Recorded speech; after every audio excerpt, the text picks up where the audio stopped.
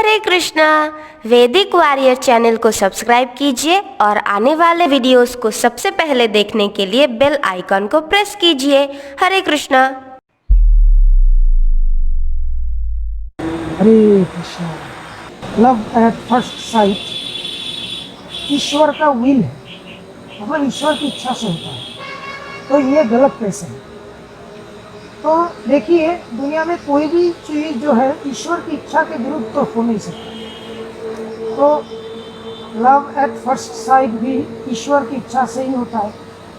तो इसका मतलब ये है, अगर आपके जो क्वेश्चन है उसका अगर मैं अलग अलग मतलब पॉइंट ऑफ व्यू निकालूंगा, तो एक तो ये एंगल आता है कि अगर सब कुछ ईश्वर का इच्छा है, अगर मुझे कोई पहली नज़र में पसंद आ जाता है तो इसका मतलब मैं ही चुना गया हूँ उसके जीवन साथी की।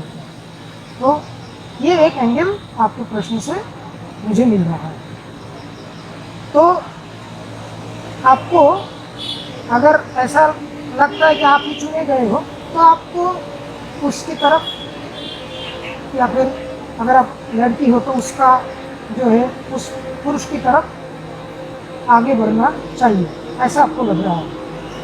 और धीरे धीरे शादी ब्याह का बंदोबस्त करना चाहिए और अपने लाइफ में आपको एक साथ सेटल होने की कोशिश करना चाहिए। आपका सवाल ये एंगल देता है, ये सही है, आपको लग रहा है। भगवान के जो कार्य है, भगवान की इच्छा के विरुद्ध कोई भी कार्य नहीं होता, वो बहुत जटिल है, वो हमारे समझ से परे है। देखा गया है कि बहुत सारे लोग किसी को पसंद तो करते हैं, पर लास्ट में उनके साथ उनका जो है शादी नहीं हो पाता है। कोई एक दूसरी जगह में शादी होगा किसी, और दूसरे का जो है वो किसी और जगह में शादी होगा। तो ऐसा क्यों होता है? ये भी भगवान का विल है।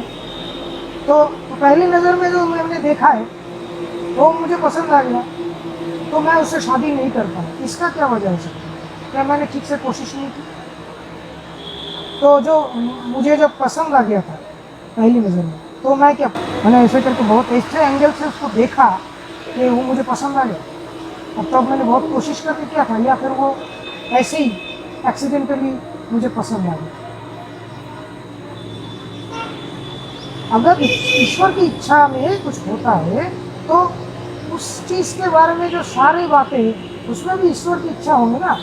अगर कोई दुनिया में कोई भी व्यक्ति जब जन्म लेता है तो वो कहाँ पे जन्म लेगा और उसका कैसे मृत्यु होगा, वो कहाँ पे सुख भोगेगा, कहाँ पे दुख भोगेगा, और उसके बच्चे कैसे होंगे, उसका शादी होगा या नहीं होगा, अगर होगा तो किससे होगा, ये सभी पहले से तय होता है। सब कुछ तय नहीं होता, पर ये जो चीज़ें हैं, कहाँ जन्म लेगा, कहाँ मृत्यु होगा, किससे शादी होगा, किससे कितने बच्चे होंगे, ये सभी पहले से तय होता है। तो अगर ये पहले से तय होता है, तो जो लव एट फर्स्ट साइट है वो जब सफल नहीं होता है और दूसरी जगह में दोनों का शादी हो जाता है जिनमें लव एट फर्स्ट साइट हुआ था, तो वो कैसे हो सकता है? ईश्वर की इच्छा के विरुद्ध कोई काम कैसे हो सकता है? असली में हम इस दुनिया में अलग अलग तरह के कर्म करते हैं, उसी कर्मों के फल के हिसाब से हमें अलग अलग व्यक्तियों के प्रति आकर्षण होता है। देखा गया है, किसी वजह से अगर कोई व्यक्ति किसी कर्म के कारण किसी के साथ उसका कोई हिसाब बराबर नहीं रहा, कर्म के जो फल है उसके हिसाब से किसी का अगर किसी के साथ कोई हिसाब बाकी रह गया हो, तब जाके ईश्वर क्या करते हैं, उन दोनों को किसी तरह से नज़दीक लाके वो जो कर्म के जो हिसाब बाकी रह गया था उसको पूरा करने के लिए वो उनको नज़दीक लाते। फिर जाके जब अगर उनमें अच्छा वाला कोई हिसाब होगा तो शायद वो लोग थोड़ा अच्छा टाइम भी बिताएंगे, और अगर बुरा वाला हिसाब होगा तो पूरा बुरा ही होगा। हाँ, पर अंत में जब सेपरेशन होगा तब थोड़ा दुख होगा, क्योंकि वो दुख भी वही हिसाब का एक अंश है, क्योंकि उस तरह से उसको दुख मिलना है। इसीलिए ईश्वर क्या करते हैं, दो व्यक्ति को आकर्षित होने के लिए मजबूर कर देते हैं, ऐसे सिचुएशन क्रिएट हो जाते हैं दोनों के मन में कि दोनों एक दूसरे के प्रति बहुत ज़्यादा आकर्षित हो जाते हैं और एक दूसरे को भूल नहीं पाएंगे, ऐसा उनको लगता है। और असली में ये किसी पुराने कर्म के फल है, जिसकी वजह से इस जन्म में वो दोनों आमने सामने हुए और अपने जो कर्मों के फल है उसका हिसाब जो बाकी रह गया अभी उसी को पूरा करने के लिए वो लोग वापस मिले हैं। तो जो लव एट फर्स्ट साइट होता है, जरूरी नहीं है कि रब ने बना दी जोड़ी होगी, नहीं। लव एट फर्स्ट साइट अलग अलग एंगल से हो सकता है। सच में ईश्वर ने आपके लिए एक व्यक्ति को चुन के आपके जीवन साथी बनाने के लिए भेजा है, ये भी हो सकता है। या फिर ये भी हो सकता है कि आप आगे जाके फंसने वाले हो, हाँ, किसी समस्या में आप एकदम जुड़ने वाले हो, इसीलिए लव एट फर्स्ट साइट आपके कर्मों के फल के हिसाब से आपका भी उस समस्या में जुड़ना है। इसीलिए आपको लव एट फर्स्ट साइट का जो है वो है एक ट्रैप के ज़रिए आप उस समस्या में धकेला जा रहा है। अगर आप उस समस्या में जाने के लिए ईश्वर ने बनाया है तो फिर ये शायद मेरे लिए चुना हुआ द वन, यही मेरा द वन है, तो मैं इसके तरफ जाऊंगा, तो हो सकता है कि आप ट्रैप में फंसने वाले। तो आपको सावधान रहना चाहिए। लव एट फर्स्ट साइट ईश्वर का इच्छा है, ये बात एकदम सही है, पर ये बात मानना सही नहीं है कि ये व्यक्ति के लिए हमेशा उचित होगा या फिर ये बेनिफिशियल होगा, ये बात सही है। ये ईश्वर की इच्छा है, क्योंकि आपने जो कर्म किया है उसी के फल के हिसाब से आपके जीवन में हर तरह के कठिनाइयाँ आते रहते हैं। ये कलयुग है। इधर जो इस युग का जो मनुष्य है वो ज़्यादातर बहुत ही डिग्रेडेड है। उन्होंने बहुत सारे गलत काम पिछले जन्म में भी किए हैं और उन्हीं कर्मों के जो फल है जो बाकी रह गए उसी को पूरा करने के लिए वो इस जन्म में उसका सामना अलग अलग सिचुएशन से होता रहता है। और हम जो है कलयुग के जो व्यक्तियाँ हैं ये इतने डिग्रेडेड है, इन्होंने पिछले जो जन्मों में बहुत सारे गलत काम करते हुए इस जन्म में आए हैं, इसलिए इनके जीवन में थोड़ा सा ही सुख है और बहुत ज़्यादा दुख है, दुख से भरपूर है।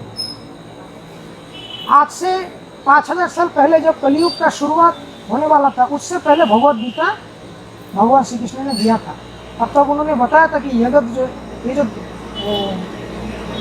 धरती है ये दुख से भरा हुआ है। मतलब ये कलयुग के लोगों के लिए स्पेशल मैसेज है। आपको इसको समझना है कि हम जो है वो बहुत जन्मों से इतने सारे अन्याय किए हैं, तो उसके जो सजाएं हैं वो बहुत बढ़ चुके हैं। अभी हमें अगर थोड़ा बहुत खुशी इस जीवन में मिल रहा है तो ईश्वर की कृपा है। हम वैसे उस खुशी के हकदार तो है नहीं, क्योंकि हमने पता नहीं कितने मच्छियों को काट के खाया है, कितने मुर्गे को मार के खाया है, कितने अंडे को मार के खाया है, कितने जीव को अपने खुशी के लिए हत्या किया है, कितने व्यक्तियों का जीवन नष्ट किया है, कितने सारे अन्याय किए होंगे हमने अपने जीवन में। एक व्यक्ति एक दिन में अगर एक मछली खाता है तो उसके सारे जीवन में वो कितने सारे, एक दिन में अगर 3 बार खाता है व्यक्ति तो 3 मछली वो खा गया। तो 3 मछली का जो डेथ है उसका मर्डर केस, 3 मछली का जो मर्डर केस है उसका हिसाब मेरे पे उधार रह गया, तो मैं तो एक बार ही मरूंगा। इसलिए वो 3 मछली एक दिन में जो मैंने खाया, और ऐसे करके एक साल में 365 गुना 3, और ऐसे करके अगर मैं 70 साल जीता हूँ या 80 साल जीता हूँ तो ऐसे करके उसका भी गुना करके आप अगर देखोगे तो कितने सारे मर्डर मैंने किए हैं। तो उतने सारे जो मर्डर है उसका जो सज़ा है वो मुझे भोगने के लिए उतने सारे जन्म लेने पड़ेंगे। और भी जो मैंने गलत काम किए हैं, दारू पीना, दूसरों को मारना, दूसरे का चीज़ छीनना, और भी कितने सारे काम किए होंगे मैंने, और उसी का सज़ा भोगने के लिए मुझे वापस जन्म लेते रहना है। तो ये बात आप समझिए। जो पिछले जन्म में जो मैं अलग अलग चालाकियाँ करता था, उसी चालाकी के वजह से मैंने किसी को कोई क्षति पहुंचाया होगा। इसी वजह से उसके जो हिसाब रह गया, उसी बाकी हिसाब को, मतलब बाकी रह गया जो हिसाब, उसी को पूरा करने के लिए कृष्ण ने माया देवी को अपॉइंट किया है ताकि जो व्यक्तियाँ है वो सही टाइम पे सही जगह पे अपने जो कर्म के फल है उसको बहुत आसानी से भोग सके। तो माया देवी जो है वो हमारे सामने अलग अलग ट्रैप सेट करते हैं और हम उस पर मोहित हो जाते हैं और उस ट्रैप में फंस जाते हैं। और फंसने के बाद हमें बहुत बुरा एक्सपीरियंस होने लगता है और वो जो एक्सपीरियंस होता है उससे हमारा कर्मों का जो फल है वो खंडित हो जाता है। और वो बुरा एक्सपीरियंस हो गया, मेरा सज़ा मिल गया और मैं मानसिक जो कष्ट है उसको भोग लिया और मेरा कर्म का फल खत्म हो गया। और उस कष्ट को अगर बहुत असहनीय लगता है तब भी आपको उस कष्ट को एक सज़ा के तौर पे ले लेना चाहिए। कभी भी ऐसा नहीं करना चाहिए कि बहुत कष्ट हो रहा है तो फिर मुझे मर जाना चाहिए, मुझे इतना कष्ट सहन नहीं हो रहा है। उस कष्ट को सहना ही आपका भाग्य है। आपने भी शायद किसी को ऐसा कष्ट दिए होंगे, इसी वजह से आपको ऐसा कष्ट मिला है। तो लव एट फर्स्ट साइट ईश्वर की इच्छा से ही होता है और ज़रूरी नहीं है कि ये आपके हित में होगा। हरे कृष्ण।